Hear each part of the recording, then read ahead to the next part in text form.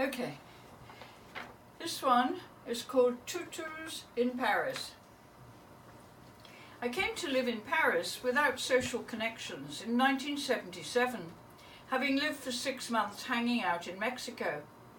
I quickly found out that walking into an art gallery opening, vernissage in French, in Saint-Germain, the art district on the left bank, around 7 o'clock, was the best place to meet interesting people.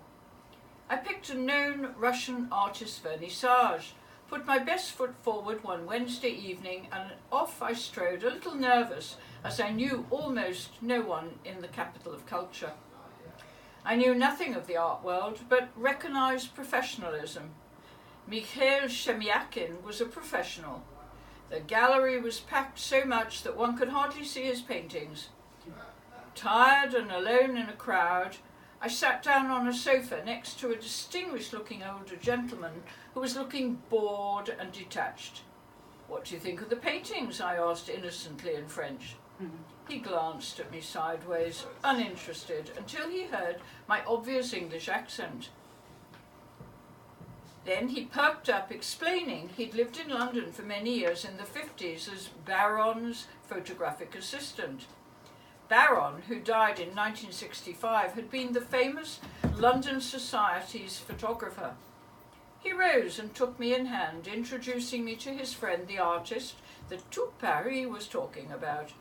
He insisted on speaking English and introduced himself as Jilliana from Moscow, a Russian émigré. Never had I met one before, or for that matter since. I confided in him I'd just arrived in Paris and was living in Montparnasse in Rue Campagne Première. I was thus informed that Modigliani had had his studio in the same street where he committed suicide by throwing himself out of his studio window. Jilliana, of course, was knowledgeable in the arts. Being my protector for the evening, and as it was early, he suggested we should pay a visit to Willy Mewald, the German fashion photographer, at his studio in the Rue Grande Chaumière, Montparnasse, who hosted salons on Wednesdays and Saturdays. He went to make a phone call to double-check, asking the person who answered, was it on? "Yes, come," was the reply, and so off we went into the night, walking and chatting about art and photography, which I knew in those days absolutely nothing about. I had come to Paris to be educated, and educated I was over the coming years. We arrived at Willy's studio, hidden at the end of a secret, charming garden, tucked away in the street with a famous art school, around the corner from Le Select on Boulevard Montparnasse, which was to become my second home. Jilliana opened the unlocked door, and we entered another world.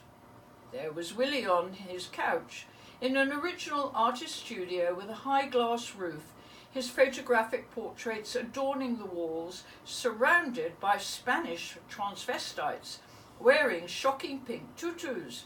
Well, not all of them. Some had evening dresses on in garish colours, wearing wigs and heavy makeup. Everyone was laughing and speaking Spanish, so I joined in, as I already spoke the language. The trannies were all shapes and sizes, and we realised we'd gate-crashed a private birthday party.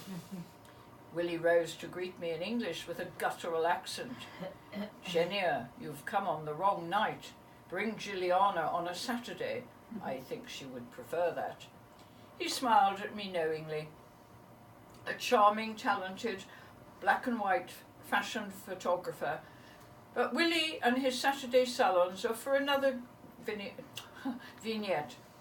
Jilliana, after a short while, suggested we leave, as he'd just been propositioned on his way to the bathroom. He assured me that women were his preference. We left, and he accompanied me to my nearby flat at 23 Rue Campagne Première. However, he hovered at the door, waiting to be invited in for who knows what, saying he was looking for a relationship. I thanked him for the evening, and we agreed to meet on Saturday for the salon, but made certain that he understood that there would not be a relationship. Willy Mewald, the fashion photographer of Dior's new look, was the catalyst for my new life in Paris, although he never knew how his Saturday salons would educate me, giving me the confidence I lacked and leading me to find my identity. Thank you. Thank you.